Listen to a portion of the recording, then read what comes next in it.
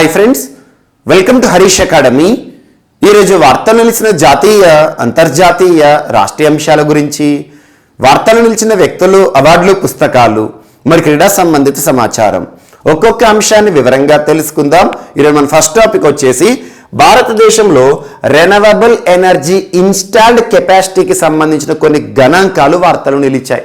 Renewable ఎనర్జీకి సంబంధించి renewable energy తెలుగులో పునరుత్పాదక శక్తి వనరులు అంటాం. పునరుత్పాదక శక్తి వనరులకి సంబంధించి రాష్ట్రాలకు ర్యాంకింగ్లను ఇస్తూ కేంద్ర ప్రభుత్వం విడుదల చేసిన గణాంకాలు వార్తలు ఇచ్చాయి. సో రెన్యూవబుల్ ఎనర్జీ అంటున్నాను. కన్సర్న్ మినిస్ట్రీ అంటే కేంద్ర ప్రభుత్వానికి సంబంధించి ministry of new and renewable energy. Ministry of new and renewable energy. ప్రస్తుతం కన్సర్న్ మినిస్టర్ ఎవరు డ్యూటీస్ డిశ్చార్జ్ చేస్తున్నారు? ఆర్కే సింగ్ గారు. ఆర్కే సింగ్, రాజ్ కుమార్ సింగ్ గారు కొన్ని గణాంకాలను ఈరోజు విడుదల చేస్తూ వార్తలు ఇచ్చారు. అదేంటంటే భారతదేశంలో రెన్యూవబుల్ ఎనర్జీ ఇన్స్టాల్డ్ కెపాసిటీకి సంబంధించి భారతదేశంలో తమిళనాడు రాష్ట్రం టాప్ ప్లేస్లో నిలిచిందంట. తమిళనాడు రాష్ట్రం దేశంలోనే రెన్యూవబుల్ ఎనర్జీ ఇన్స్టాల్డ్ కెపాసిటీ విషయంలో టాప్ ప్లేస్తో ఈరోజు ప్రత్యేకంగా వార్తలు ఇచ్చింది. ఇన్స్టాల్డ్ కెపాసిటీ అంటే దేశంలో రెన్యూవబుల్ ఎనర్జీని అధిక మొత్తంలో ప్రొడ్యూస్ చేస్తున్న, ఉత్పత్తి చేస్తున్న రాష్ట్రంగా తమిళనాడు రాష్ట్రం అని గుర్తుంచుకోండి. సో తమిళనాడు యొక్క capacity, renewable energy installed capacity ఎంతనట అంటే 15,914 మెగావాట్లు అంట. అండ్ సెకండ్ పొజిషన్లో కర్ణాటక రాష్ట్రం వార్తలు నిలిచింది. కర్ణాటక రాష్ట్రంలో total installed renewable energy capacity ఎంతనట అంటే 15,750 మెగావాట్లు. 15,750 మెగావాట్లతో total renewable energy installed capacity విషయంలో దేశంలోనే సెకండ్ పొజిషన్లో కర్ణాటక రాష్ట్రం వార్తలు ఇచ్చింది. అండ్ థర్డ్ పొజిషన్ వచ్చేసి రాజస్థాన్ రాష్ట్రం. రాజస్థాన్ రాష్ట్రంలో 4.8 gigawatts total renewable energy installed capacity అని గుర్తుంచుకోండి. అండ్ నెక్స్ట్ వచ్చేసి గుజరాత్ ఫోర్త్ పొజిషన్లో ఉంది, 2.4 మెగావాట్స్. ఇక్కడ గణాంకాలు ఏవైతే ఉన్నాయో ఈ గణాంకాలను గుర్తుంచుకోవాల్సిన అవసరం లేదు. సో కేంద్ర ప్రభుత్వం విడుదల చేసిన గణాంకాలు కాబట్టి మనకు పోటీ పరీక్షను దృష్టిలో ఉంచుకొని ఇంపార్టెంట్గా చూడాల్సి ఉంటుంది. So ministry of new and renewable energy వారు ఏమని చెప్తున్నారంటే దేశంలో గడిచిన జనవరి మాసం 2022 సంవత్సరం వరకల్లా, అంటే ఈ సంవత్సరం జనవరి మాసం చివరికల్లా దేశంలో మొత్తం గనక అబ్జర్వ్ చేస్తే రెన్యూవబుల్ ఎనర్జీని గనక కన్సిడర్ చేస్తే టోటల్ ఇన్స్టాల్డ్ కెపాసిటీ ఏ రాష్ట్రంలో ఎక్కువగా ఉంది, రెన్యూవబుల్ ఎనర్జీ ఎక్కువ సామర్థ్యం ఏ రాష్ట్రంతో ఉంది, ఏ రాష్ట్రం ఎక్కువ మొత్తంలో ప్రొడ్యూస్ చేస్తుంది, ఆ గణాంకాలు విడుదల చేశారు. ఇందులో తమిళనాడు స్టేట్ ఫస్ట్ పొజిషన్లో ఉంది. తమిళనాడు రాష్ట్రంలో renewable energy total installed capacity అంటే ఎంత మొత్తంలో ప్రొడ్యూస్ అవుతుంది అన్నట్టు 15,914 మెగావాట్లు. సెకండ్ పొజిషన్లో కర్ణాటక రాష్ట్రం, థర్డ్ పొజిషన్లో రాజస్థాన్, ఫోర్త్ పొజిషన్లో గుజరాత్ రాష్ట్రం. ఈ గణాంకాలను ministry of new and renewable energy వారు ఇటీవల విడుదల చేస్తూ వార్తలు నిలిచారు. ఇక్కడ రెన్యూవబుల్ ఎనర్జీ పునరుత్పాదక శక్తి వనరులు అంటున్నాను. ఎగ్జాంపుల్ సౌరశక్తియే కానివ్వండి, సౌరశక్తి, సో సూర్యకిరణాల ఆధారంగా, అండ్ నెక్స్ట్ వచ్చేసి విండ్ ఎనర్జీయే కానివ్వండి, టైడల్ ఎనర్జీయే కానివ్వండి, ఇవన్నీ కూడా మనకు రెన్యూవబుల్ ఎనర్జీస్ కిందకి వస్తాయి. ఇలాంటి రెన్యూవబుల్ ఎనర్జీస్ని ప్రొడ్యూస్ చేస్తున్న టాప్ మోస్ట్ రాష్ట్రం ఏదంటే తమిళనాడు రాష్ట్రం. అంతకుముందు లాస్ట్ ఇయర్ విడుదల చేసిన గణాంకాల్లో కర్ణాటక రాష్ట్రం ఫస్ట్ పొజిషన్లో ఉండేది. సో ఈ రోజు మాత్రం ఫస్ట్ పొజిషన్ తమిళనాడు రాష్ట్రం అని గుర్తుంచుకోండి. జస్ట్ ఈ స్టాట్స్ ఏవైతే ఉంటే వీటిపైన ఫోకస్ చేయాల్సిన అవసరం లేదు. మీరు గుర్తుంచుకోవాల్సినవి టాప్ 2 స్టేట్స్ గుర్తుంచుకోండి సరిపోతుంది. Ministry of new and renewable ఎనర్జీకి సంబంధించిన కొన్ని గణాంకాలు. టు ద పాయింట్ ఏంటి? సో భారతదేశంలో రెన్యూవబుల్ ఎనర్జీ ఇన్స్టాల్డ్ కెపాసిటీ విషయంలో టాప్ ప్లేస్లో నిలిచిన రాష్ట్రాలను గుర్తుంచుకోండి సరిపోతుంది. And next Kochi international airport వార్తలు నిలిచింది. Kochi international airport limited. Kochi international airport అనగానే ఏ రాష్ట్రం గుర్తుకు రావాలి? కేరళ రాష్ట్రం గుర్తుకు రావాలి. సో కేరళ రాష్ట్రంలోని ఒక ఎయిర్పోర్ట్, అంతర్జాతీయ విమానాశ్రయం. యాక్చువల్గా 2015 సంవత్సరంలోనే ప్రపంచవ్యాప్తంగా ఈ ఎయిర్పోర్ట్ ఒక ప్రత్యేక గుర్తింపుతో వార్తలు ఇచ్చింది. అదేంటంటే వరల్డ్స్ ఫస్ట్ సోలార్ పవర్డ్ ఎయిర్పోర్ట్గా గుర్తింపు పొందిన కొచ్చి ఇంటర్నేషనల్ ఎయిర్పోర్ట్ ఈరోజు మరొకసారి వార్తలు నిలిచింది. So positive power positive powered ఎయిర్పోర్ట్గా ఈరోజు వార్తలు నిలిచింది. ఇండియాస్ ఫస్ట్ పాజిటివ్ పవర్డ్ ఎయిర్పోర్ట్గా ఇటీవల వార్తలు నిలిచిన ఎయిర్పోర్ట్ ఏదంటే కొచ్చి ఇంటర్నేషనల్ ఎయిర్పోర్ట్ కేరళ రాష్ట్రంలో ఉంది. పాజిటివ్ పవర్డ్ ఎయిర్పోర్ట్ అంటే ఏం లేదు. So Kochi international airport limited వారు ఏం చేశారంటే ఇటీవల పయ్యన్నూర్ అనే ఒక ప్రాంతం కేరళ రాష్ట్రంలో ఉంది. అక్కడ 12 మెగావాట్స్ సామర్థ్యంతో కూడిన ఒక సౌరశక్తి సోలార్ ప్లాంట్ ని ఏర్పాటు చేయడం జరిగింది. ఈ సోలార్ ప్లాంట్ ద్వారా ఈ ఎయిర్పోర్ట్ కి కావలసిన మొత్తం కూడా విద్యుత్ అవసరాలను తీర్చడం జరుగుతుంది. సో ఈ సోలార్ ప్లాంట్ ఏదైతే ఉంటుందో రానున్న మార్చ్ 6న పినరై విజయన్ గారి చేతుల మీదుగా ఓపెన్ కానుంది. సో అలా భారతదేశంలోనే అండ్ వరల్డ్ లోనే ఇప్పటికే గుర్తింపు పొందిన international airport, world's first ever solar powered airport గా గుర్తింపు పొందిన కొచ్చి ఇంటర్నేషనల్ ఎయిర్పోర్ట్ వారు మరొక సోలార్ పవర్ ప్లాంట్ ని ఏర్పాటు చేశారు. ఆ విధంగా దేశంలోనే మొట్టమొదటి పాజిటివ్ పవర్డ్ ఎయిర్పోర్ట్ గా కొచ్చి ఇంటర్నేషనల్ ఎయిర్పోర్ట్ వార్తలు ఇచ్చిందని గుర్తుంచుకోండి. అండ్ ఇటీవల ఎయిర్పోర్ట్స్ కి సంబంధించి రికగ్నిషన్ కానివ్వండి, ఎయిర్పోర్ట్స్ కి సంబంధించి అంతర్జాతీయ విమానాశ్రయాల మండలికి సంబంధించి ప్రత్యేక గుర్తింపు పొందుతూ వార్తలు ఇచ్చిన విమానాశ్రయాలు ఏవైతే ఉంటాయో వాటిని ప్రత్యేకంగా చూడండి. So Kochi international airport positive powered airport గా దేశంలోనే మొట్టమొదటి అనే అంశంతో ఈరోజు వార్తలు ఇచ్చింది. సో పయ్యన్నూర్ అనే ప్రాంతంలో 12 మెగావాట్స్ కెపాసిటీతో కూడిన ఒక power plant, solar power plant ని రానున్న మార్చ్ 6 రోజున పినరై విజయన్ గారు ప్రారంభించబోతున్నారు. ఇక్కడ కేరళ రాష్ట్రం వార్తలు ఇచ్చింది కాబట్టి ఇటీవల కేరళ రాష్ట్రం తరచూ ఏదో ఒక అంశంతో వార్తలు నిలుస్తుంది. ముఖ్యంగా మహిళలకి సంబంధించి మహిళల సంరక్షణను దృష్టిలో ఉంచుకొని పింక్ ప్రొటెక్షన్ ప్రాజెక్ట్ ఇటీవల ఏ రాష్ట్ర ప్రభుత్వం మహిళల భద్రత దృష్ట్యా ప్రారంభించిన ప్రత్యేక బలగం, ప్రత్యేక దళం అంటారు. సో కేరళ రాష్ట్రం. అండ్ ఇటీవల కేరళ రాష్ట్రం గవర్నర్, సో ప్రస్తుతం గవర్నర్ రాజ్యాంగబద్ధ పదవి ఏదైతే ఉంటుందో మహమ్మద్ ఆరిఫ్ ఖాన్ గారు ఒకరోజు నిరాహార దీక్ష చేశారు. రాష్ట్రంలో మహిళలపై జరుగుతున్న దాడులు, వేధింపులు, ఆకృత్యాలను దృష్టిలో ఉంచుకొని ఇలాంటి అంశమే కావచ్చు. మహిళలకి సంబంధించి కేరళ రాష్ట్ర ప్రభుత్వం ఇటీవల దేశంలోనే మొట్టమొదటిసారి స్మార్ట్ కిచెన్ స్కీమ్ ని ప్రారంభించింది. అంటే కిచెన్ ఏదైతే ఉంటుందో, వంటగది ఏదైతే ఉంటుందో దాన్ని అధునాతనంగా తీర్చిదిద్దడంలో రుణాలు ఇచ్చే ప్రత్యేక సౌకర్యం కేరళ ప్రభుత్వం కల్పిస్తోంది. అండ్ విద్యార్థులకి సంబంధించి నమత బసై అనే ఒక ప్రత్యేక కార్యక్రమం, గిరిజనులు ఎవరైతే ఉంటారో గిరిజన భాషలోనే విద్యా బోధన అనే ఒక ప్రత్యేక అంశం. అండ్ ఇటీవల కాలంలో ఫస్ట్ బెల్ కైట్ విక్టర్స్ అనే అంశం, దేశంలోనే మొట్టమొదటి సోలార్ ట్రైన్ సంబంధిత అంశంతో కేరళ రాష్ట్రం వార్తలు ఇచ్చింది. దేశంలోనే మొట్టమొదటి జెండర్ పార్క్ సంబంధిత అంశంతో కేరళ రాష్ట్రం వార్తలు ఇచ్చింది. అండ్ కేరళ రాష్ట్రానికి సంబంధించి ఇటీవల ఎకానమీ విషయంలో జిఎస్టీపై సెస్ విధిస్తున్న ఏకైక రాష్ట్రం భారతదేశంలో కేరళ రాష్ట్రం. ఈ అంశాలు ఏవైతే ఉంటాయో వీటితో పాటు ఇటీవల కాలంలో మనం డిస్కస్ చేసిన అంశాలన్నింటినీ కూడా లింక్ చేస్తూ చూడండి. అండ్ నెక్స్ట్, ప్రపంచంలోనే అతిపెద్ద విమానంగా గుర్తింపు పొందిన యాంటోనోవ్ AN225 MRIA అనే ఒక విమానం ఈరోజు వార్తలు నిలిచింది.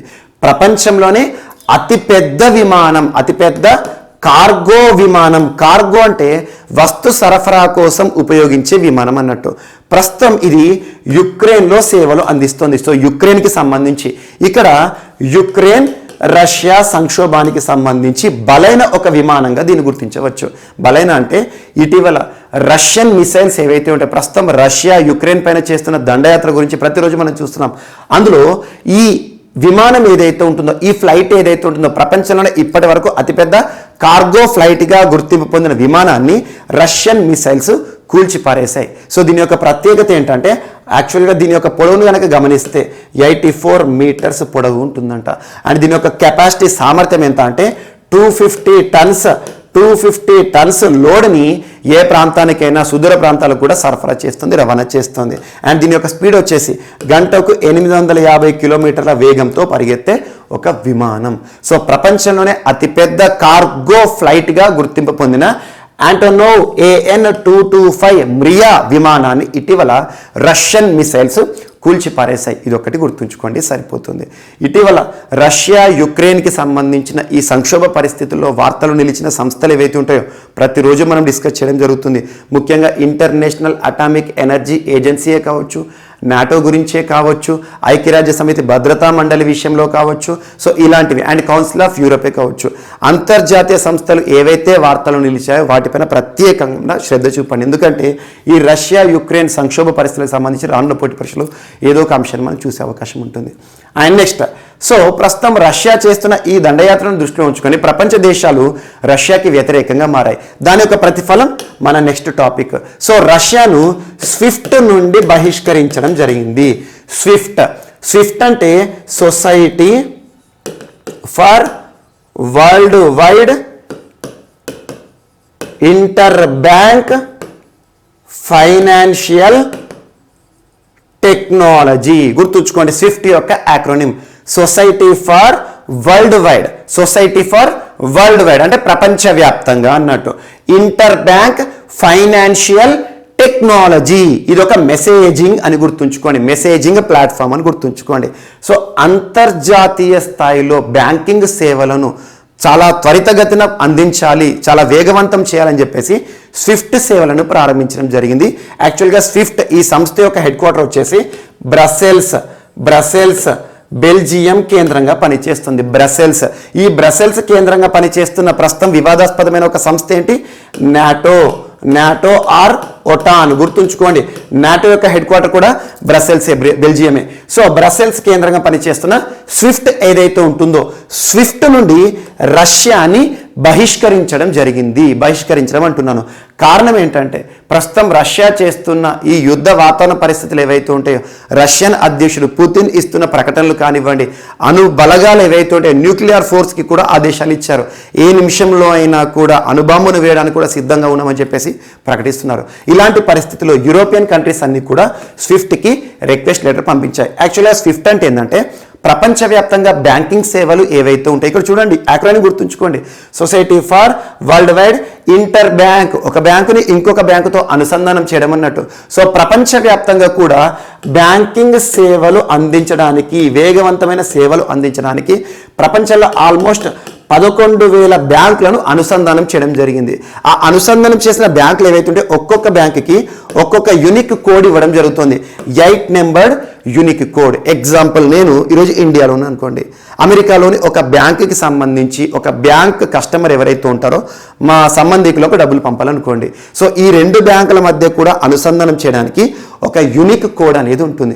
ఆ యూనిక్ కోడ్ ద్వారా ప్రపంచంలో ట్రేడ్, కామర్స్ ఇవన్నీ కూడా వేగవంతం జరుగుతున్నాయి. సో అలా రష్యాకి సంబంధించిన ఎగుమతులు దిగుమతులు కానివ్వండి, రష్యా వివిధ దేశాలకు కావలసిన సరుకులను ఎగుమతి చేస్తుంది, వివిధ దేశాల నుండి సరుకులను కొనుగోలు చేస్తుంది. సో ఇప్పుడు మారకం ఏదైతే ఉంటుందో, ఎక్స్చేంజ్ ఏదైతే ఉంటుందో ఈ స్విఫ్ట్ సేవల ద్వారానే జరుగుతుంది. ఇప్పుడు ఈ స్విఫ్ట్ సేవలు ఏవైతే ఉంటాయో బ్యాన్ చేయడం ద్వారా రష్యా అనేది ఆర్థిక పరమైన సంక్షోభ పరిస్థితులను కూడా ఎదుర్కొనే ప్రమాదంలో పడింది. సో ఇప్పటి వరకు రష్యా పైన చాలా శాంక్షన్స్ విధించారు, కానీ అతిపెద్ద శాంక్షన్ ఏదంటే స్విఫ్ట్ నుండి రష్యాను బహిష్కరించడం అని గుర్తుంచుకోండి. స్విఫ్ట్ యొక్క యాక్రోనిమ్ గుర్తుంచుకోండి, society for world wide inter bank financial technology, ఒక మెసేజింగ్ కోడ్ అని గుర్తుంచుకోండి. 8 నెంబర్ యూనిక్ కోడ్ ఏదైతే ఉంటుందో ప్రతి బ్యాంక్, ఇందులో అనుసంధానం చేయబడిన ప్రతి బ్యాంకు కూడా ఇవ్వడం జరుగుతుంది. మరి ఇలాంటి స్విఫ్ట్ నుండి బహిష్కరించబడిన దేశాలు ఎర్లియర్గా ఏమన్నా ఉన్నాయంటే 2018 సంవత్సరంలో ఇరాన్ని కూడా స్విఫ్ట్ నుండి బహిష్కరించడం జరిగింది.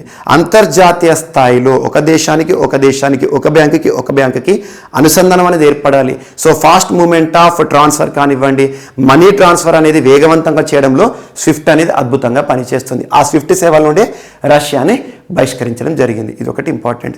మరి ప్రతిఫలంగా రష్యా చేస్తుంది ఏంటంటే ఇంటర్నేషనల్ స్పేస్ స్టేషన్ అంతర్జాతీయ స్పేస్ స్టేషన్ ఏదైతే ఉంటుందో అంతర్జాతీయ అంతరిక్ష కేంద్రం ఏదైతే ఉంటుందో దానిని కూడా ప్రమాదంలో నెట్టివేస్తామని చెప్పేసి రష్యా ప్రకటించింది. ప్రమాదంలో నెట్టివేయడం ఏంటంటే ఇంటర్నేషనల్ స్పేస్ స్టేషన్ 1998 నుండి సేవలు అందిస్తుంది, 1998 నుండి. సో ఇంటర్నేషనల్ స్పేస్ స్టేషన్ రానున్న 2028తో దాని యొక్క సేవలకు కూడా వీడుకోలు పలకడానికి సిద్ధంగా ఉంది, ఎందుకంటే చాలా సమయం పట్టింది. సో ఇంటర్నేషనల్ స్పేస్ స్టేషన్ అంతర్జాతీయ అంతరిక్ష కేంద్రం, ఇక్కడ శాస్త్రవేత్తలు ఎవరైతే ఉంటారో, ఆస్ట్రోనాట్స్ ఎవరైతే ఉంటారో పరిశోధనలు చేస్తూ ఉంటారు. ఈ ఇంటర్నేషనల్ స్పేస్ స్టేషన్ ఏర్పాటులో ప్రముఖ పాత్ర పోషించిన దేశాలు ఏంటంటే US, కెనడా, రష్యా ఇలాంటి దేశాలు. సో ఇందులో రష్యా ప్రధాన పాత్ర పోషిస్తోంది ఇంటర్నేషనల్ స్పేస్ స్టేషన్ విషయంలో.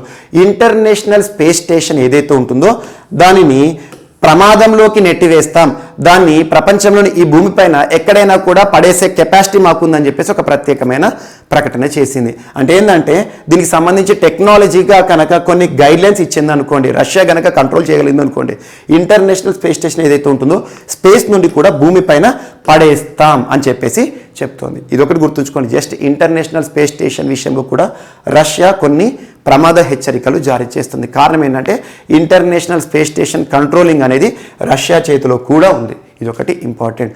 ఒకవేళ ఇది కనుక భూమిపైన పడింది అనుకోండి, అయితే అమెరికా పైనే పడవచ్చు, చైనా మీదే పడవచ్చు, లేదా ఇండియా పైనే పడవచ్చు, లేదా యూరప్ ఖండంలోనే పడవచ్చు. సో అంతర్జాతీయ అంతరిక్ష కేంద్రం ఏదైతే ఉంటుందో దీన్ని స్పేస్ నుండి ప్రమాదంలోకి నెట్టేసేస్తాము.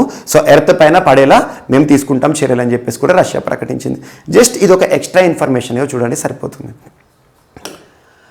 అండ్ నెక్స్ట్ చైనాకి సంబంధించి లాంగ్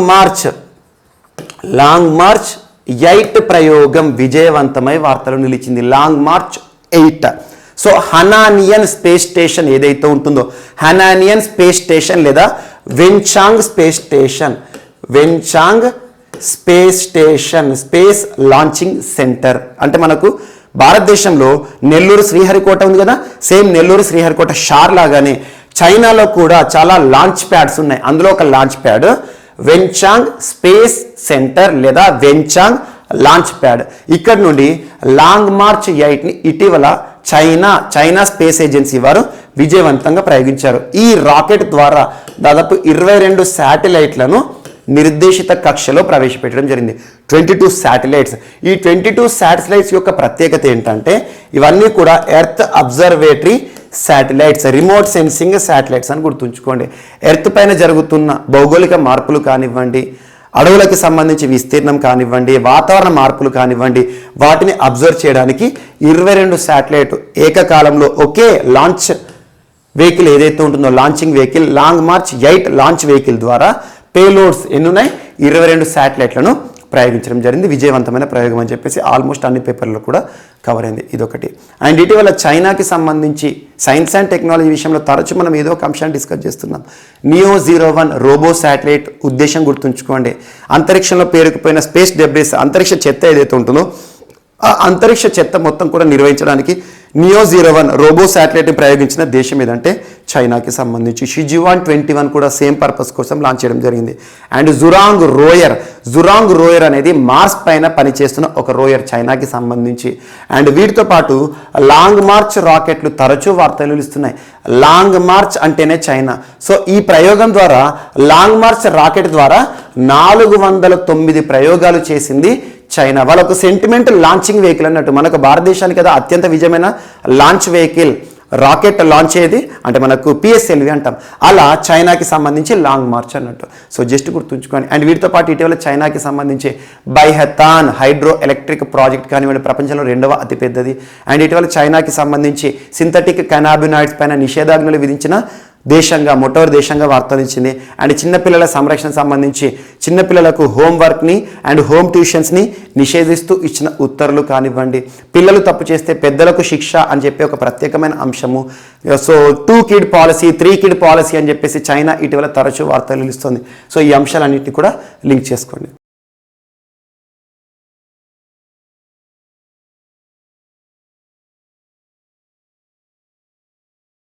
సో ఈరోజు మన నెక్స్ట్ టాపిక్ వచ్చేసి ప్రపంచంలో కనుగొనబడిన అతిపెద్ద బ్యాక్టీరియా ఈరోజు వార్తలు నిలిచింది. దీని యొక్క సైంటిఫిక్ నేమ్ గుర్తుంచుకోండి, థయోమార్గరిటా మ్యాగ్నిఫికా.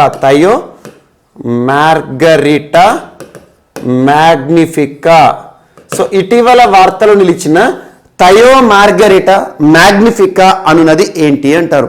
ఒక బ్యాక్టీరియా. దీని యొక్క ప్రత్యేకత ఏంటంటే ఇప్పటి వరకు కనుగొనబడిన అతిపెద్ద బ్యాక్టీరియా. కామన్గా బ్యాక్టీరియా కానివ్వండి వైరస్ కానివ్వండి మన యొక్క నేకెడ్ అయి ఉంటుంది కదా, కంటితో చూడలేము. వాటిని మైక్రోస్కోప్ ఎలక్ట్రానిక్ మైక్రోస్కోప్ ద్వారానే చూడడం జరుగుతుంది. అలాంటిది మన కంటితో నేరుగా చూడగలిగే అతిపెద్ద బ్యాక్టీరియా మన కంటితో చూస్తున్నామంటే చాలా పెద్ద సైజులో ఉంటుంది అన్నట్టు. దీని యొక్క పేరు ఏంటంటే థయోమార్గరిటా మ్యాగ్నిఫికా. ఎక్కడ కనుగొన్నారు శాస్త్రవేత్తలు అంటే ఇటీవల కరేబియన్ మ్యాంగ్రూవ్స్ మనం వెస్ట్ ఇండీస్ అంటాం కదా, సో కరేబియన్ దీవుల్లోని మ్యాంగ్రూవ్స్ లో అతిపెద్ద బ్యాక్టీరియా ఆనవాళ్లను ఇటీవల శాస్త్రవేత్తలు కనుగొనడం జరిగింది. దాని పేరేంటో గుర్తుంచుకోండి, థయో మార్గరిటా మ్యాగ్నిఫికా అనున్నది ఇటీవల వార్తలు నిలిచింది. అదొక బ్యాక్టీరియా. కామన్ గా బ్యాక్టీరియాని మనం కంటితో చూడలేము, కానీ దీనితో కంటితో చూడగలుగుతాం. అంటే అంత పెద్ద సైజులో ఉంటుంది అన్నట్టు, సింపుల్ గా ఈక్వల్ టు ఫ్లై సైజ్, ఈగ సైజులో ఉంటుంది. సో అలాంటిది థయో మార్గరిటా మ్యాగ్నిఫికా. ఏదైనా వార్తలు నిలిచిన జీవి కానివ్వండి, వృక్ష జాతులకి సంబంధించి కానివ్వండి, వార్తలు నిలిచిన నూతన కప్పలు కానివ్వండి, పాములకి సంబంధించి నూతన స్పీసెస్ మనం డిస్కస్ చేస్తున్నాం. ఇలాంటి వాటిని సైంటిఫిక్ నేమ్స్ ఆధారంగానే గుర్తుంచుకోండి. దీన్ని ఎక్కడ కనుగొన్నారు అంతర్జాతీయ శాస్త్రవేత్తలు? కరేబియన్ మ్యాంగ్రూవ్ ఫారెస్ట్లలో కనుగొన్నారు. అండ్ నెక్స్ట్, రాష్ట్రీయ వయోశ్రీ యోజన వార్తలు నిలిచింది. రాష్ట్రీయ వయోశ్రీ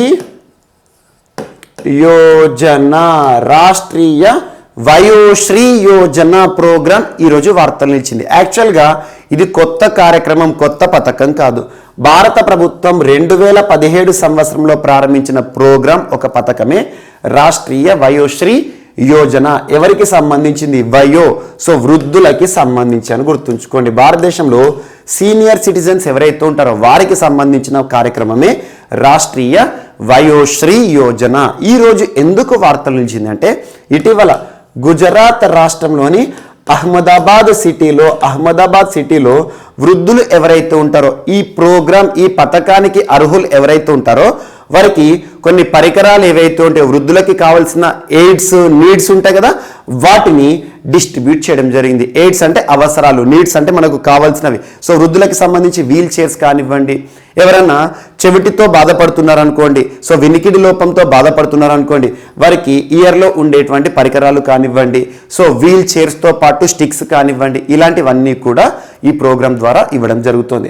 సో రాష్ట్రీయ వయోశ్రీ యోజన ప్రోగ్రాం అమలు అనేది అహ్మదాబాద్లో ఇటీవల వార్తలు ఇచ్చింది. ఈ ప్రోగ్రామ్ని 2017 సంవత్సరంలో భారత ప్రభుత్వం ప్రారంభించింది, నరేంద్ర మోదీ గారి ప్రభుత్వం ప్రారంభించింది.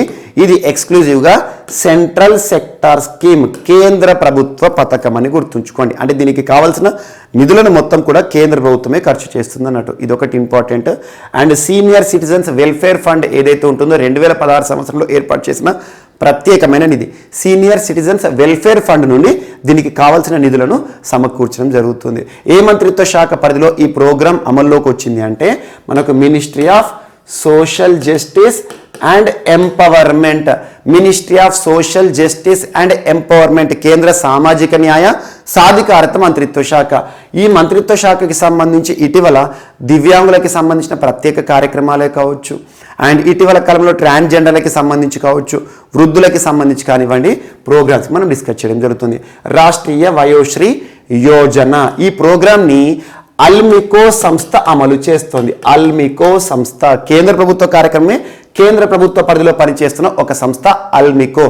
ఆర్టిఫిషియల్ లిమ్స్ మ్యానుఫ్యాక్చరింగ్ కంపెనీ ఏదైతే ఉంటుందో, కాన్పూర్ బేస్డ్ సంస్థ. ఈ ప్రోగ్రామ్కి కావాల్సిన పరికరాలు ఏవైతే ఉంటాయో, వీల్ చైర్స్ కానివ్వండి, ఆర్టిఫిషియల్ లిమ్స్, సో కృత్రిమ అవయవాలను తయారు చేసే ఒక సంస్థ అని గుర్తుంచుకోండి. సో జస్ట్ మనకు వృద్ధులకు సంబంధించిన అంశం వార్తలు ఇస్తుంది కాబట్టి ఇక్కడ ఆర్టికల్ 41 లింక్ చేసుకోండి. Directive principles of state policy, ఆదేశిక సూత్రాలు అంటాం. ఆదేశిక సూత్రాలు అంటే ఏంటి? These are the directives. ఇవి ఆదేశాలు.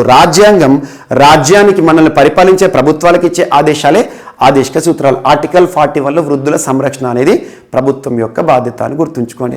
అండ్ ఇటీవల వృద్ధులకు సంబంధించి మనం చాలా అంశాలను డిస్కస్ చేయడం జరుగుతుంది.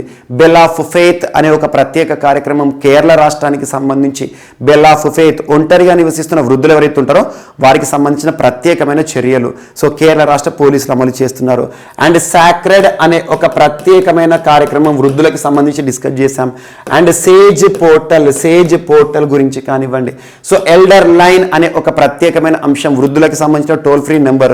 సో ఇలాంటి అంశాలన్నింటినీ కూడా వృద్ధులకి సంబంధించి లింక్ చేసుకోండి. ఇది ఆల్రెడీ ఓల్డ్ ప్రోగ్రామ్, 2017కి సంబంధించిన కార్యక్రమం. అహ్మదాబాద్ సిటీలో ఈ ప్రోగ్రామ్కి అర్హులు ఎవరైతే ఉంటారో వృద్ధులకి కావాల్సిన పరికరాలను, ఎయిడ్స్ నీడ్స్ని ప్రభుత్వం డిస్ట్రిబ్యూట్ చేసింది కాబట్టి ఈరోజు వార్తలు నిలిచింది. And next, so victims of hit and run case, victims of hit and run case. Victims అంటే బాధితులు, హిట్ అండ్ రన్ అంటే ఎగ్జాంపుల్ మనం చాలా రహదారి ప్రమాదాలను చూస్తూ ఉంటాం, రోడ్డు ప్రమాదాలు. కొన్ని సందర్భాలు ఎలా ఉంటుందంటే విక్టిమ్స్ మాత్రమే కనబడతారు, ఆ రోడ్డు ప్రమాదానికి గురైన వాళ్ళు కనబడతారు, కానీ ప్రమాదానికి కారకులు ఎవరో ఆ వెహికల్ ఉంటుంది కదా వాళ్ళు కనబడవు. హిట్ అండ్ రన్ కేసు అంటారు. అంటే మనం ఎవరైనా రోడ్డుకి సంబంధించి ప్రమాదం చేసేసేసి పారిపోయారు అనుకోండి. ఎగ్జాంపుల్ ఒక కారు ఉంది, ఒక కారు రహదారి పైన ప్రయాణిస్తున్న ఒక బైక్ని ఢీకొనింది అనుకోండి.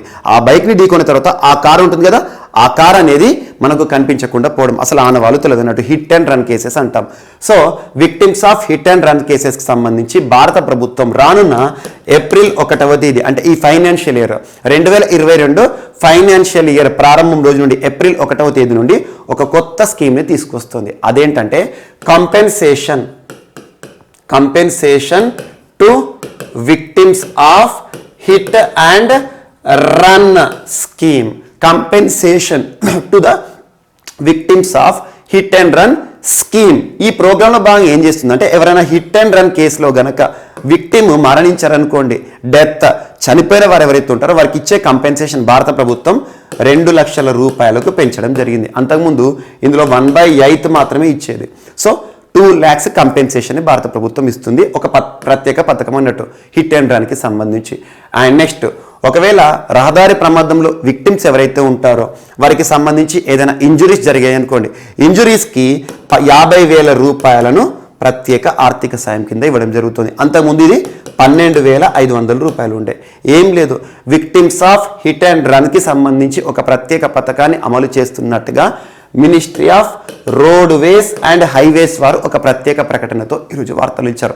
జాతీయ రహదారులు మరియు రహదారుల మంత్రిత్వ శాఖ ప్రస్తుతం కన్సర్న్ పర్సన్ ఎవరు, నితిన్ గడ్కరీ గారు చేసిన ప్రకటన ఏంటంటే విక్టిమ్స్ రహదారి ప్రమాదాల్లో విక్టిమ్స్ బాధితులు ఎవరైతే ఉంటారో చనిపోయారు అనుకోండి 2 లక్షల రూపాయలు.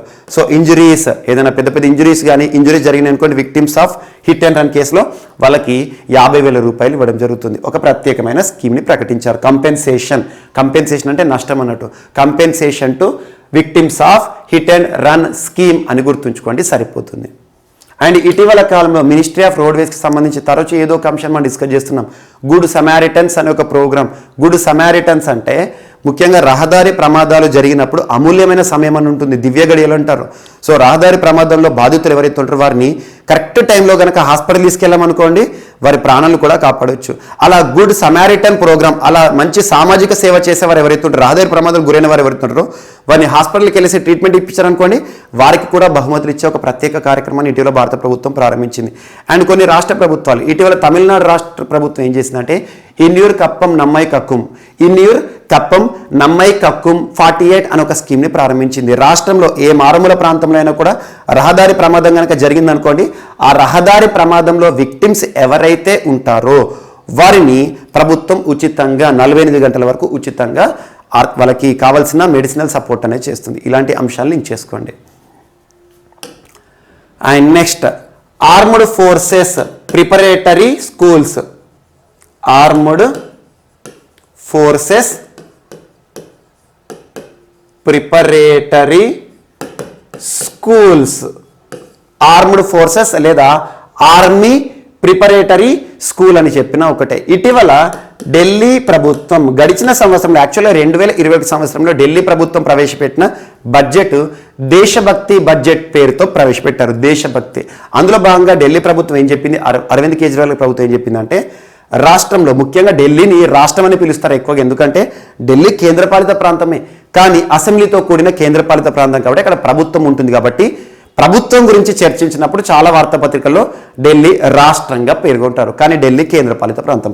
సో ఢిల్లీ ప్రభుత్వం ఏం చెప్పింది అంటే రాష్ట్రంలోని లేదంటే ఢిల్లీ కేంద్రపాలిత ప్రాంతంలోని స్కూల్స్ ఏవైతే ఉంటాయి అందులో విద్యాభ్యాసం చేస్తున్న 9th క్లాస్ నుండి 9th క్లాస్ నుండి 11th class and 12th class వరకు 9th to 12th స్టాండర్డ్ విద్యార్థులు ఎవరైతే ఉంటారో వారికి ఆర్మ్డ్ ఫోర్సెస్ సాయుధ బలగాలకి సంబంధించిన ప్రిపరేటరీ శిక్షణను ఇవ్వడానికి ప్రత్యేక స్కూల్స్ని ఏర్పాటు చేయబోతున్నారంట. అంటే ఆర్మీలో ఎంటర్ కావాలి, ఆర్మీలో ప్రవేశం కావాల్సిన అభ్యర్థులు ఎవరైతే ఉంటారో ఆశతో ఉండేవారు ఎవరైతే ఉంటారో వారికి స్కూల్ ఏజ్లోనే ప్రత్యేకంగా ప్రిపరేటరీ మాడ్యూల్స్ ప్రిపరేటరీ ట్రైనింగ్ని ఇచ్చే ఒక ప్రత్యేక ఇనిషియేటివ్తో ఢిల్లీ ప్రభుత్వం తీసుకున్న నిర్ణయం వార్తలు వచ్చింది. అతి త్వరలో ఢిల్లీలో 9th నుండి 12th స్టాండర్డ్స్ వరకు ఆర్మ్డ్ ప్రిపరేటరీ స్కూల్స్ని మనం చూడబోతున్నాం.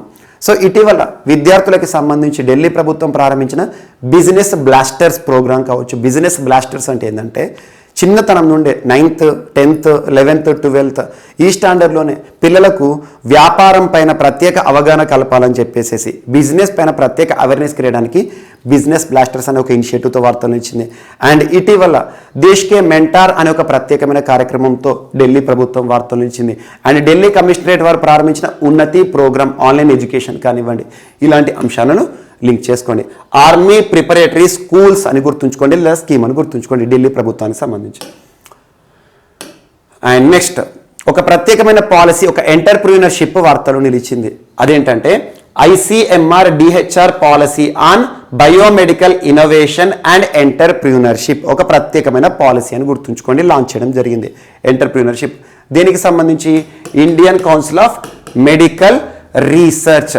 ICMR DHR అంటే డిపార్ట్మెంట్ ఆఫ్ హెల్త్ రీసెర్చ్.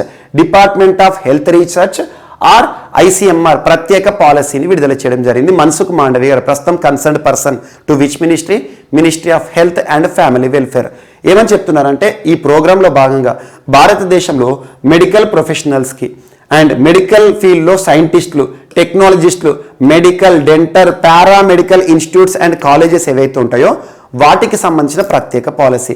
భారతదేశంలోని మెడికల్ ఫీల్డ్ని ప్రపంచ స్థాయిలో అధునాతనంగా తీర్చిదిద్దాలి, ఎక్కువగా ఇన్నోవేషన్స్కి ప్రాధాన్యత ఇవ్వాలని చెప్పేసి ఒక ప్రత్యేకమైన పాలసీని లింక్ చేయడం జరిగింది, పాలసీని ప్రవేశపెట్టడం జరిగింది.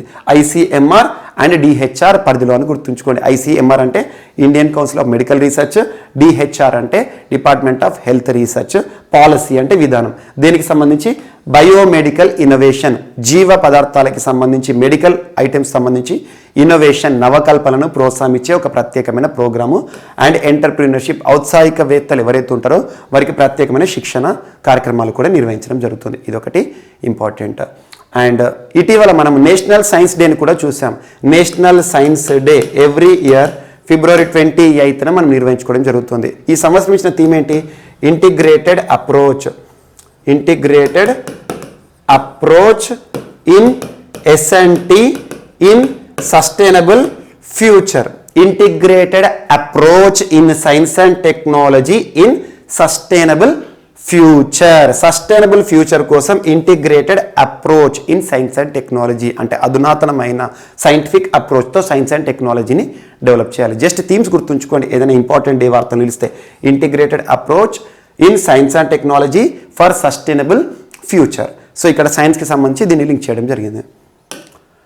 And next new Development bank, దీన్ని బ్రిక్స్ బ్యాంక్ అని కూడా పిలవచ్చు. Bricks bank, bricks Brazil, Russia, India, China, south Africa 5 దేశాలకి సంబంధించి షాంఘై హెడ్ క్వార్టర్గా పనిచేస్తున్న బ్యాంకు. షాంఘై అంటే చైనా.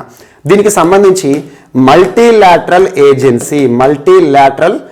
ఏజెన్సీని గుజరాత్ రాష్ట్రంలో Gujarat international financial tech city, Gujarat international financial tech city, gift city అంటాం, గిఫ్ట్ సిటీలో ఏర్పాటు చేస్తున్నట్టుగా బ్రిక్స్ చేసిన అధికారిక ప్రకటన వార్తలు నిలిచింది. బ్రిక్స్కి సంబంధించి మొట్టమొదటి మల్టీలాటరల్ ఏజెన్సీ అని గుర్తుంచుకోండి. ఎగ్జామినేషన్ పాయింట్ అంటే ఒక బ్రాంచ్ అన్నట్టు, బ్రిక్స్కి సంబంధించిన అనుబంధ బ్రాంచ్ అని గుర్తుంచుకోండి.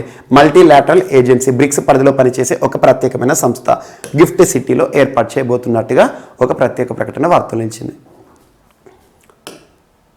సో ఇక్కడ ITBPకి సంబంధించి Indo Tibetan border police forces, Indo Tibetan border police forces వారు ఇటీవల లడఖ్లో నిర్వహించిన మొట్టమొదటి క్రీడలు వార్తలు నిలిచాయి. మొట్టమొదటి క్రీడలు అంటున్నాను. దేనికి సంబంధించి అంటే ఐస్ వాల్ క్లైంబింగ్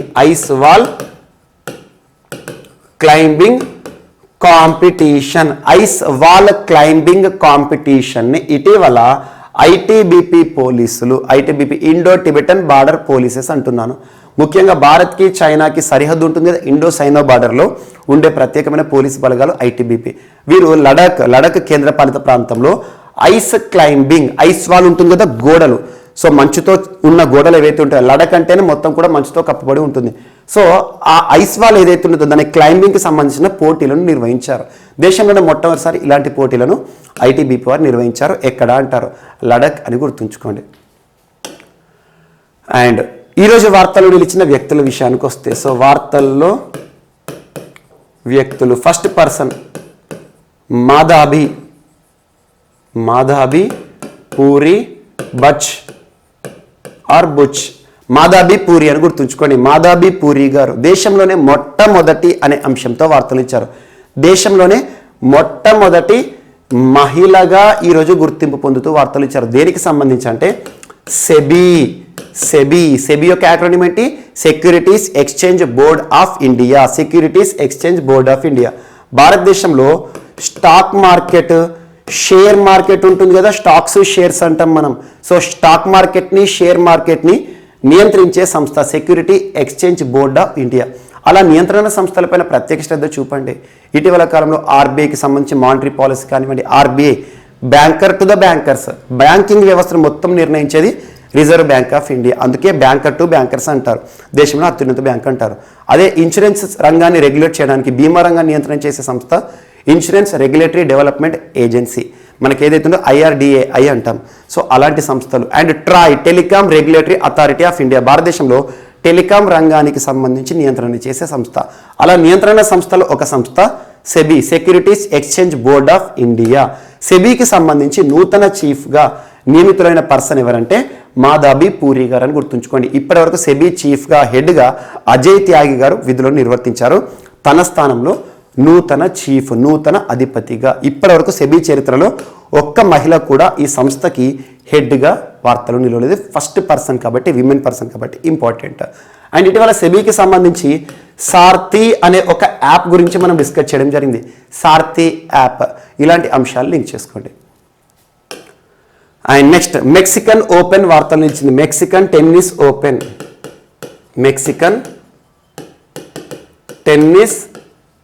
ఓపెన్ 2022 విజేతగా రఫెల్ నాదల్ వార్తలు నిలిచాడు. రఫెల్ నాదల్ ప్రస్తుతం ప్రపంచంలోనే అత్యధిక గ్రాండ్ స్లామ్లను గెలుచుకున్న వ్యక్తి. 21 గ్రాండ్ స్లామ్లు కెరీర్లో. ఇటీవల ఆస్ట్రేలియన్ ఓపెన్ గెలుచుకోవడం ద్వారా వార్తలు నిలిచారు.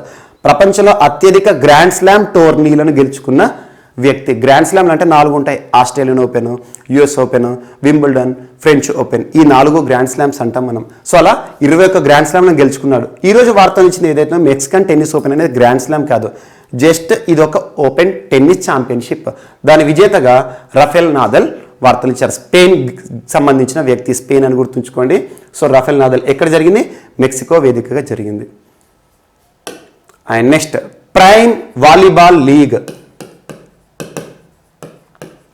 Prime volleyball League 2022 are first edition ఈరోజు వార్తలు నిలిచింది. First edition of Prime volleyball League. వాలీబాల్కి సంబంధించిన ఒక లీగ్ కాంపిటీషన్ అన్నట్టు. మనం క్రికెట్కి సంబంధించి IPL, Indian Premier League, and కబడ్డీకి సంబంధించి ప్రో కబడ్డీ లీగ్ మనం నిన్నటి క్లాస్లో కూడా డిస్కస్ చేసాం. ప్రో కబడ్డీ లీగ్ సీజన్ 8 విజేతగా ఇటీవల వార్తలు నిలిచిన జట్టు ఢిల్లీ అని చెప్పేసి, సో ఢిల్లీ దబాంగ్ అని చెప్పేసి. సో అలా ఇక్కడ ప్రైమ్ వాలీబాల్కి సంబంధించిన లీగ్ టోర్నమెంట్. ఇందులో ఎవరు విజేతగా వార్తలు ఇచ్చారంటే కోల్కతా థండర్ బోల్ట్స్, కోల్కతా జట్టు అని గుర్తుంచుకోండి. కోల్కతా థండర్ బోల్ట్స్ ఎవరిపైన అంటే Ahmedabad defenders. Ahmedabad versus Kolkata final match జరిగింది. ఈ ఫైనల్లో కోల్కతా థండర్ బోల్ట్స్ అనే టీం, కోల్కతా టీం విజేతగా గెలుచుకుంది. అండ్ ఇక్కడ ఈ లీగ్ యొక్క ప్రత్యేకత అంటే this is the first edition. Volleyball లీగ్లో ఫస్ట్ ఎడిషన్ 2022లో ప్రారంభమైంది. ఎక్కడ ప్రారంభమైందంటే ఇది ఎక్కడ ముగిసిందంటే గచ్చిబౌలి స్టేడియంలో ముగిసిందని గుర్తుంచుకోండి. ఎగ్జామినేషన్ పాయింట్ ఆఫ్ లో ఫస్ట్ ఎడిషన్ కాబట్టి కొన్ని సందర్భాలు అడగవచ్చు. So prime volleyball league first edition విజేత అంటే కోల్కతా థండర్ బోల్ట్ అని గుర్తుంచుకోండి సరిపోతుంది. ఫైనల్ ఎవరిపైన గుర్తుంచుకోండి సరిపోతుంది. ఇలాంటి లీగ్ల పైన కూడా ప్రత్యేక శ్రద్ధ చూపండి. సో ఇవి మనకు ఈరోజు వార్తలు నిలిచిన అంశాలు. ఒకసారి ర్యాపిడ్గా చూస్తే రెన్యూవబుల్ ఎనర్జీ ఇన్స్టాల్డ్ కెపాసిటీ విషయంలో దేశంలోని తమిళనాడు రాష్ట్రం టాప్ ప్లేస్లో నిలిచింది. And Kochi international Airport so positive powered ఎయిర్పోర్ట్గా ఈరోజు మొట్టమొదటి అనే అంశంతో వార్తలు నిలిచింది. ప్రపంచంలోనే అతిపెద్ద కార్గో ఫ్లైట్గా గుర్తింపు పొందిన యాంటోనోవ్ AN-225 MRIA ఫ్లైట్ ఏదైతే ఉంటుందో ఇది ఇటీవల రష్యన్ దాడులకు కూలిపోవడం జరిగింది. అండ్ స్విఫ్ట్ నుండి రష్యాను బహిష్కరించడం జరిగింది. ఈ టీ అంటే టెక్నాలజీ అనొచ్చు, లేదంటే టెలికమ్యూనికేషన్స్ అనొచ్చు. And next ISS international space స్టేషన్కి సంబంధించి ప్రమాద హెచ్చరికలు జారీ చేస్తున్న Russia. And long March 8 rocket ద్వారా ఒకే ప్రయోగంలో 22 శాటిలైట్లను అద్భుతంగా ప్రయోగించిన చైనా. అండ్ కంటికి కూడా కనిపించే ఒక బ్యాక్టీరియా, అతిపెద్ద బ్యాక్టీరియా ఈరోజు వార్తలు ఇచ్చింది, Thiomargarita magnifica. And Rashtriya Vayoshri Yojana ఇటీవల వార్తలు ఇచ్చిన కార్యక్రమం ఎవరికి సంబంధించింది అంటే వృద్ధులకి సంబంధించింది. And victims of hit and run కేసెస్లో కంపెన్సేషన్ పెంపు అనే ఒక అంశం వార్తలు ఇచ్చింది, ఒక నూతన scheme. So army forces preparatory అనే ఒక అంశంతో ఢిల్లీ వార్తలు నిలిచింది. So ICMR DHR policy and biomedical innovation and entrepreneurship. And next వచ్చేసి New Development Bank multilateral agency ఏదైతే ఉంటుందో గిఫ్ట్ సిటీలో ఏర్పాటు కానుంది. And ITBP Indo Tibetan border police forces వారు ప్రారంభించిన మొట్టమొదటి క్రీడల పోటీలు ఐస్ వాల్ క్లైంబింగ్ కాంపిటీషన్స్ లడఖ్కి సంబంధించి. అండ్ మాధవి పూరి గారు దేశంలో సెబీకి సంబంధించి మొట్టమొదటి మహిళా హెడ్గా వార్తలు ఇచ్చారు. అండ్ మెక్సికో ఓపెన్ గెలుచుకున్న tennis champion Rafael Nadal. And prime volleyball league విజేతగా ఫస్ట్ ఎడిషన్ విజేతగా కోల్కతా. సో ఇవి ఈరోజు వార్తలు నిలిచిన అంశాలు. మిస్లేనియస్ అంశాలు ఏమైనా మిగిలిపోతే మాత్రం రేపటి క్లాస్లో యాడ్ చేసుకుని నేర్చుకుందాం. రేపు కలుద్దాం. Thank you.